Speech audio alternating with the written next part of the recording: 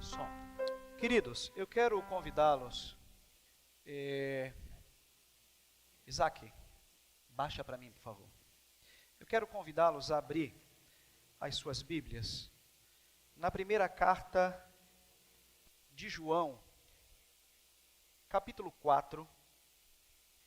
Estaremos lendo do verso 7 ao verso 10. Primeira carta de João, capítulo 4,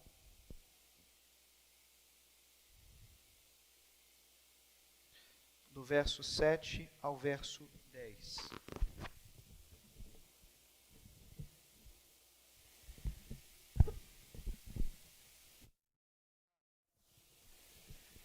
Amém.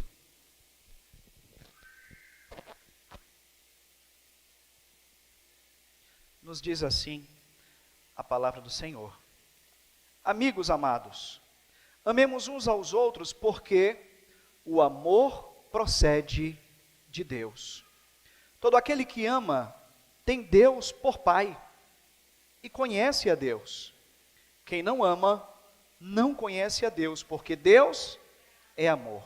Desta forma, Deus mostrou seu amor entre nós, enviando seu único Filho ao mundo, para que pudéssemos viver por meio dele. Nisto consiste o amor. Não em que nós temos amado a Deus, mas em que Ele nos amou primeiro. E enviou o seu Filho como propiciação pelos nossos pecados. Amém? Querido Deus e eterno Pai, louvamos ao Senhor, ó Deus, mais uma vez. E agradecemos assim pela oportunidade, ó Deus, concedida para te louvar, para te adorar, para exaltar o teu santo nome, ó Deus, para celebrarmos o nascimento do teu Filho amado Jesus. Ainda, Senhor, que muitos não puderam estar aqui presente, mas nós te louvamos e agradecemos, Senhor, porque o Senhor nos proporciona. E como nos foi dito aqui, Senhor, segundo a leitura do texto, o Senhor nos ama. E pelo fato, ó Deus, do Senhor derramar desse amor maravilhoso para conosco, nós celebramos, Senhor, nessa noite. Em Cristo Jesus, pedimos ao Senhor que nos ilumine, para que compreendamos, Senhor, a Tua palavra, e não somente compreendamos, mas para que ela de fato faça, ó Deus, efeito em nossos corações, que nós venhamos permitir com que a Tua palavra, ela nos transforme em Cristo Jesus. Amém. Meus amados irmãos, será que nós já paramos para refletir sobre a grandiosidade do amor de Deus? Ao fazer isso, o apóstolo Paulo, ele chega a dizer que ele estava envergonhado. Não porque o amor de Deus trazia vergonha para ele, não. Mas o que ele realmente estava dizendo era que a postura dele, a posição dele, o comportamento dele diante desse amor de Deus o constrangia. Pois ele percebeu que o amor que ele tinha por Deus era apenas uma reciprocidade. Porque Deus o amou primeiro. Estamos hoje, véspera de Natal, dia 24 de dezembro, período em que nós somos constrangidos, período em que nós somos convidados, período em que nós somos desafiados a pensar um pouco sobre este tema, a refletirmos um pouco sobre amar ao próximo, sobre abençoar os outros, sobre ações de caridade. Mas de onde vem essa essência? Mas de onde vem esse pensamento? De onde vem de fato tudo isso? De onde é que tudo isso se origina? Boas ações, caridade, cuidar do próximo, reunir a família, resolver os problemas, pedir perdão e liberar perdão. O mundo em que nós vivemos, meus irmãos, esse mundo pós-moderno onde filosofias, onde práticas humanistas, elas tentam remover Deus da história, A cada dia que passa, infelizmente, essa é uma realidade que fecha completamente as portas para a pregação do Evangelho e para o anúncio de Cristo diante do mundo. Alguns minutos atrás, os adolescentes apresentaram aqui uma peça teatral que nos fala muito sobre esta realidade. Qual é o real sentido do Natal? O que é que não pode faltar no nosso Natal? Enfeites, árvores, presentes, Papai Noel. A realidade lá fora, meus irmãos, infelizmente é essa. Em poucos lugares, vocês vão ouvir falar sobre o nascimento de Jesus. Se tem uma coisa que eu não gosto, são filmes de Natal.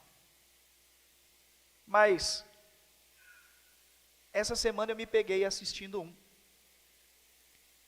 E serviu para confirmar aquilo que eu já sentia. Nós não ouvimos falar de Jesus. Em momento algum, Jesus é apresentado, mas nós vemos ali a figura do Papai Noel, a figura da árvore de Natal. E a cada dia que passa, meus irmãos, essa coisa fica ainda pior. Duendes, fadas. E o real sentido, ele se escurece. Deus, ele é removido da história. As pessoas querem beber a água, mas ao mesmo tempo elas tentam entulhar a fonte. As pessoas querem viver a caridade, querem viver o amor ao próximo, mas eles não querem saber de Deus. Talvez esse discurso seja para ficar bem na foto, né? Talvez esse discurso seja para alcançar likes. Mas de onde vem o real sentido de tudo isso? Nós precisamos, meus irmãos, desafiar essas pessoas a refletir sobre o real sentido desta festividade. Deus é a fonte de todo amor, e isso é evidenciado quando Ele enviou o seu único filho, Jesus, para ser sacrificado. Eu estava meditando ao preparar essa mensagem no texto de João 3,16. Deus amou o mundo de tal maneira que deu o seu único filho para que todo aquele que nele crê não sofra, mas tenha vida eterna. Deus deu o seu único filho para morrer em sacrifício.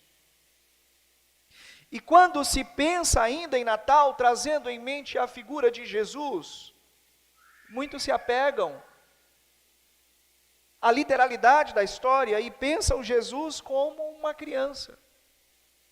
Estava essa semana diante dos preparativos do Natal, a família toda reunida, aniversário de minha mãe, e aí estavam tocando uma canção, né? Eu não me lembro agora qual foi a canção, que eu disse para a Isabela que eu cantei a canção a vida toda errada quando eu era criança, e depois de adulto que eu fui entender o sentido. Me ajuda aqui, Isabela, qual foi a canção? Mas como é que é a música? Bate o sino pequenino, sino de Belém, já nasceu Deus menino para o nosso bem. E a imagem que fixa na cabeça das pessoas é a figura do Deus menino. Mas quando nós entendemos, meus irmãos, que Deus ele não é menino, mas que Jesus de fato é o próprio Deus, e essa foi a figura que ele veio, mas ele não se manteve nessa condição, ele viveu entre nós, ele morreu por nós, nós entendemos que Deus é a fonte de todo amor. E esse amor é um amor sacrificial. Deus, Ele deve habitar em nossos corações. E precisamos entender que o amor sacrificial que habitou no coração de Cristo, ao ponto dele entregar a sua vida por nós, Ele também precisa habitar em nossos corações.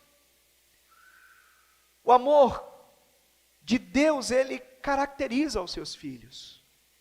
Se nós insistirmos no discurso de que nós somos filhos de Deus, nós precisamos insistir no discurso de que precisamos trazer sobre nós características de Deus. Todo filho ou filha traz características de Deus, ou melhor, traz características do seu pai. Sejam seus olhos, sejam a sua boca, seja o seu comportamento, seja a cor da pele, ou até mesmo algumas atitudes. A palavra de Deus nos diz que Deus derrama sobre nós algumas qualidades. E uma dessas qualidades é o amor. Nós precisamos entender que esse amor, ele precisa ser amor sacrificial. E aí eu trago mais uma vez um desafio aqui para a igreja, que eu já trouxe algumas vezes. Me lembrei que eu fui pregar há algumas semanas lá na Igreja Batista Peniel, em Simões Filho, e eu citei esse texto. Eu acabei de citar aqui João 3,16, mas muitas vezes nós não conhecemos 1 João 3,16, que nisso consiste o amor, em que Cristo deu a vida por nós, e nós precisamos dar a vida pelos nossos irmãos. Isso é o amor sacrificial que nos foi ensinado por Cristo, que nos foi ensinado por Deus. E se mantemos o discurso de que nós somos filhos de Deus, nós precisamos manter o discurso de que características divinas também são impetradas sobre as nossas vidas. E o que está em pauta aqui é exatamente o amor sacrificial. Imagina, meus irmãos, um bom baiano que vai passar ali alguns anos no Rio de Janeiro, ou que talvez o contrário, né, o nosso irmão Ezequias, que é de lá do sul e já vive aqui na Bahia há muitos anos, certamente quando ele chega lá na cidade dele, os seus parentes ouvem um sotaque baiano. E um baiano que vem de lá, depois de alguns anos, acaba falando arrastado, né? Acaba falando chiado. Quando nós nos aproximamos de Deus, nós absorvemos características de Deus. Nós absorvemos o fruto do Espírito. Nós passamos a nos comportar como Jesus. Lembra de Pedro? Quando Jesus havia sido levado ali para ser julgado, e as pessoas diziam: você parece com ele, o seu comportamento é semelhante ao dele, a sua fala é semelhante à fala dele. Meus irmãos, são características que apontam a sua origem, são características que te relaciona, porque você é filho de Deus. João capítulo 1, verso 11, diz que ele veio para os seus, mas os seus não receberam. Mas todos quanto receberam, deu-lhes o poder de serem feitos filhos de Deus. Você é filho de Deus, você é filha de Deus, e por isso você precisa trazer consigo características de Deus. E como nós estamos vivendo esse momento do Natal, nós precisamos praticar o amor divino. João, ele mesmo vai dizer que nós não devemos amar simplesmente por palavras, mas precisamos ter um amor pragmático, precisamos fazer de fato esse amor visível e palpável para as pessoas. Não amemos de línguas, filhinhos, mas amemos em palavras e em verdades. O amor é um atributo divino, meus irmãos, e Ele concedeu esse atributo para a igreja, Ele concedeu esse atributo aos seus filhos, como um exame de DNA que identifica a paternidade, que identifica ali, né, essas características. O amor também nos identifica como filhos e como filhas de Deus. Mas por outro lado, quando existe falta de amor, isso caracteriza o nosso distanciamento. Se o amor me identifica, se o amor me aponta como filho de Deus, a falta de amor identifica o quão eu estou distante de Deus. E aí, infelizmente, meus irmãos, acabamos caindo muitas vezes nessa realidade, ainda que nominalmente sejamos cristãos. Lembra do que acontece ali no caminho, né, a parábola contada por Jesus, quando o homem é espancado à beira do caminho, e aparece algumas figuras religiosas que passam de largo, mas de repente um samaritano dá um exemplo maravilhoso, um exemplo em que nós precisamos seguir. No ponto anterior nós falamos que o amor evidencia a nossa filiação a Deus, mas aqui nós podemos dizer o contrário. Quando nós não amamos, esse amor não é simplesmente um amor de palavras, é um amor prático. Quando nós não mostramos na prática esse amor, quando nós temos a oportunidade de ajudar o próximo e não ajudamos, quando temos a oportunidade de tirar alguém do sufoco e não tiramos, quando temos a oportunidade de pregar na prática o amor de Cristo e não pregamos, nós estamos evidenciando o quanto os nossos corações estão distantes de Deus. Nós não podemos nós não podemos dizer que nós somos filhos de Deus se nós não amamos o próximo.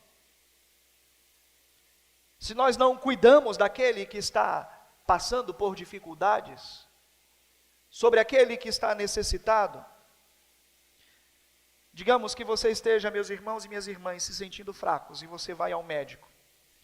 Chegando ao médico, o médico diz para você assim: preciso de alguns exames de sangue. Quando sai o resultado dos exames, você percebe que está com uma anemia. Automaticamente o médico vai dizer: você não está se alimentando bem. Você precisa absorver mais ferro.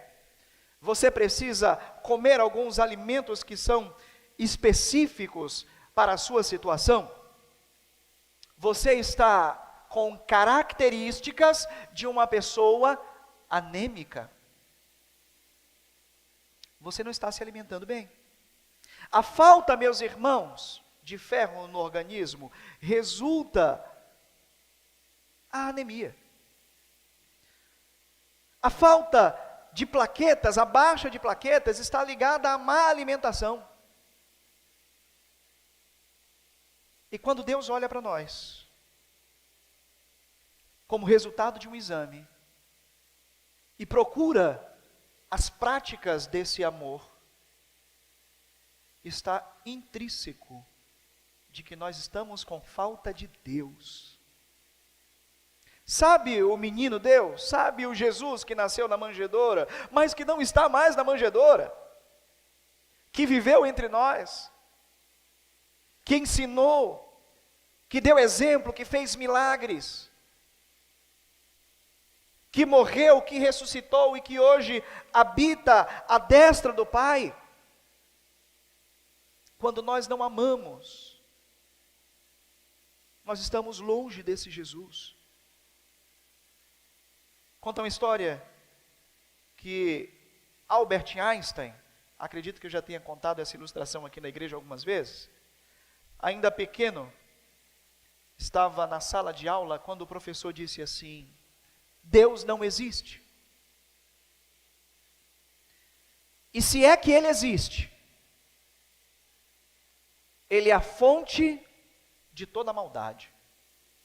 Porque se por acaso Deus existir, Ele criou todas as coisas. E se existe o mal, consequentemente, ele foi criado por Deus. E aí o pequeno Einstein olha para o professor e disse assim: professor, a escuridão existe? E o professor diz: é óbvio, se nós apagarmos a luz, consequentemente ficará tudo escuro. E aí o garoto responde: professor, segundo as leis da física, a escuridão não existe. A escuridão, ela não existe. O que realmente existe é a falta de luz. Em seguida ele pergunta: professor, o frio existe? E ele diz: é óbvio que o frio existe. Ele: não. Segundo as leis da física, o frio não existe. O que realmente existe é a ausência de calor.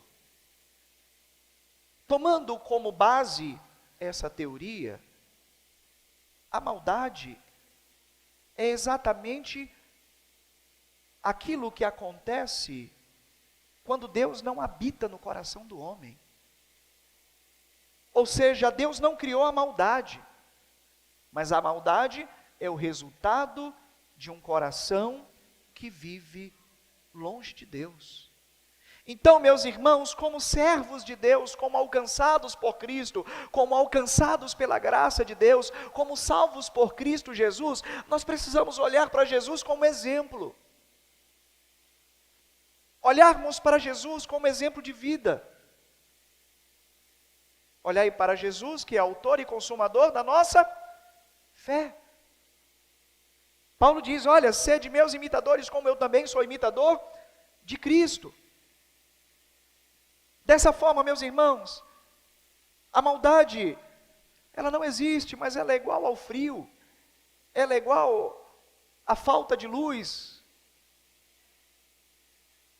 É a realidade de uma vida longe da presença de Deus. O amor de Deus nos proporcionou vida. Quando pensamos na figura de Jesus, quando pensamos em Jesus vivendo entre os homens, quando pensamos em Jesus deixando exemplos maravilhosos de humildade, de humanidade, nós precisamos entender, meus irmãos, que Ele nos proporcionou vida com o seu ato final. A sua morte e a sua ressurreição permitiu com que nós vivêssemos mais uma vez na presença do Pai. Devemos fazer aqui uma autoanálise quando nós olhamos no espelho. Identificamos que estamos perdendo o cabelo, que estamos ficando careca, que estamos ficando barrigudos, que estamos ficando um pouco acima do peso. E aí nós temos a oportunidade de fazer algumas correções. Assim somos nós quando olhamos para Jesus e percebemos o quão distantes podemos estar do exemplo que Ele nos deixou. O quão distante podemos estar daquilo que Ele planejou para as nossas vidas. Precisamos, meus irmãos, viver como de fato pessoas espirituais. Imagine um pai de família que diz assim aos seus filhos: se você cometer determinado erro, você vai ser castigado. E aí o filho pergunta, mas pai, qual o castigo que você vai me dar? E aí o pai diz assim, você vai capinar todo o quintal. Você vai limpar toda a casa. E o filho vai lá e não faz. Só que o pai, ele olha para o filho, ele olha para o quintal e percebe que o filho não vai conseguir. Ainda que ele tente, ainda que ele insista. E aí o que é que esse pai faz? Ele vai lá, ele pega a enxada, ele pega as ferramentas, ele capina a casa, ele limpa o quintal, ele lava o carro, ele arruma toda a garagem da casa, porque ele compreende que o filho não teria a condição de executar esse castigo. Meus irmãos, ele entende que os filhos jamais fariam o serviço com perfeição, e então ele mesmo vai lá e faz, ele vai lá e apronta tudo, só que ele não olha mais para os erros cometidos pelos filhos, ele não olha mais para o pecado que os filhos cometeram, para a desobediência que eles fizeram. Mas os erros, eles não eram fáceis de serem perdoados. Mas mesmo assim, aquele pai, ele supre essas necessidades e traz os seus filhos para perto dele. Quando pensamos em Jesus, nós precisamos entender a sua real missão. Suprir uma necessidade que nós não teríamos condição de suprir. Pagar pelos pecados que nós não teríamos condições de pagar. trazer mais uma vez o homem para a presença do Pai, de forma que sozinhos nós não conseguiríamos nos aproximar. Lembremos de que Deus é extremamente santo e que nós extremamente pecadores, e que Cristo, 100% homem e 100% Deus, é que faz essa conciliação. Meus irmãos, Jesus se entregou em sacrifício para que os nossos pecados eles fossem perdoados. Essa mensagem, ela nos apresenta duas aplicações principais. A primeira, meus irmãos, nós precisamos entender que como filhos de Deus, nós devemos ter as características de Deus. Se nós adotamos o discurso de cristãos, nós não podemos ficar simplesmente no discurso. Nós precisamos viver. Nós precisamos praticar. Nós precisamos sair da nossa zona de conforto e demonstrar o Evangelho, demonstrar o exemplo de Cristo de uma forma mais prática para as pessoas que estão lá fora. Amar mais e demonstrar esse amor. Ajudar mais e demonstrar essa ajuda. Sermos mais relevantes para aqueles que nos observam. A palavra diz lá em Atos dos Apóstolos, no capítulo 4, salvo engano, que o comportamento da igreja de Jerusalém fazia com que as pessoas olhassem e admirassem. E eles iam caindo nas graças do povo. E Deus ia acrescentando aqueles que iam sendo salvos. Mas por quê? Porque eles viam o exemplo prático na vida daquelas pessoas que assumiam o discurso de verdadeiros cristãos. O segundo, meus irmãos, é compreendermos a dimensão do amor de Deus que nos permite viver quando nós nos inclinamos a esse amor. E Deus então nos concede perdão. Estamos em véspera de Natal. Cometemos sérios erros. Machucamos pessoas. Fomos machucados. Fomos alvos de insultos. Fomos alvos de agressões. Fomos alvos de palavras que muitas vezes machucam, e talvez nós também fomos as armas que fizeram isso com outras pessoas.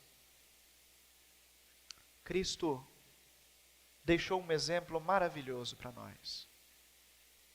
E aí eu quero trazer aqui uma brincadeira que foi feita pela juventude, que nos faz refletir bastante.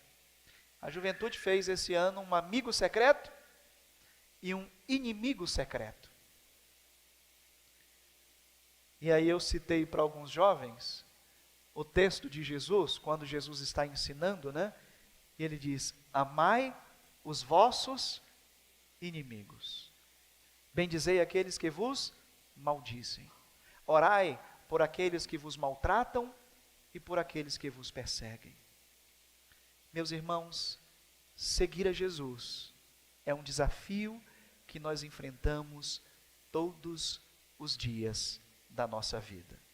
Portanto, que nós abracemos as características de Deus e que vivamos de fato à luz das Sagradas Escrituras, vivendo o amor de uma forma prática. Portanto, perdoemo-nos uns aos outros e que nós possamos, meus irmãos, de coração limpo e de coração puro, vivermos esse amor divinal que foi derramado sobre nós, tanto no nascimento, quanto em seu ministério, tanto na sua morte, quanto na sua ressurreição. Amém? Querido Deus e eterno Pai, Tu és soberano, Senhor, Tu és supremo, amado, bendito. Nós exaltamos o Teu nome neste Natal, agradecendo assim, Senhor, pelo Teu Espírito que habita em nosso ser e que nos ilumina, pelo Teu Espírito que habita em nosso ser, que nos guia, que nos incomoda, que nos impulsiona, que nos ajuda, que nos desafia a sermos pessoas mais parecidas com o Teu Filho amado Jesus. Deus de infinita paz e eterna bondade. Ó Deus, incomoda-nos todos os dias, não somente agora neste Natal, mas nos incomoda, Senhor, a praticarmos aquilo que nós ouvimos, a praticarmos aquilo que nós aprendemos, a de fato termos Deus, Jesus como exemplo de vida e imitá-lo, como Paulo imitava e desafiava, Senhor, a igreja daquela época a imitar também. Ó Deus, ajuda-nos a quebrantar os nossos corações diante, Senhor, de feridas que talvez estejam abertas e que nesse Natal nós temos a oportunidade de fechá-las. Nós temos, ó Deus, a oportunidade de dar um abraço. Nós temos a oportunidade, Senhor, de expressar o amor prático. Nós temos a oportunidade, Deus, de fazer uma ligação e viver, Deus, de fato, a comunhão, de vivermos, Senhor, o amor, o qual, ó Deus, foi arquitetado pelo Senhor, para que aqueles que adotam o discurso, Senhor, de cristãos, possam viver, Pai. Em nome de Cristo Jesus, é o que nós pedimos ao Senhor neste Natal. Amém, Senhor. Amém.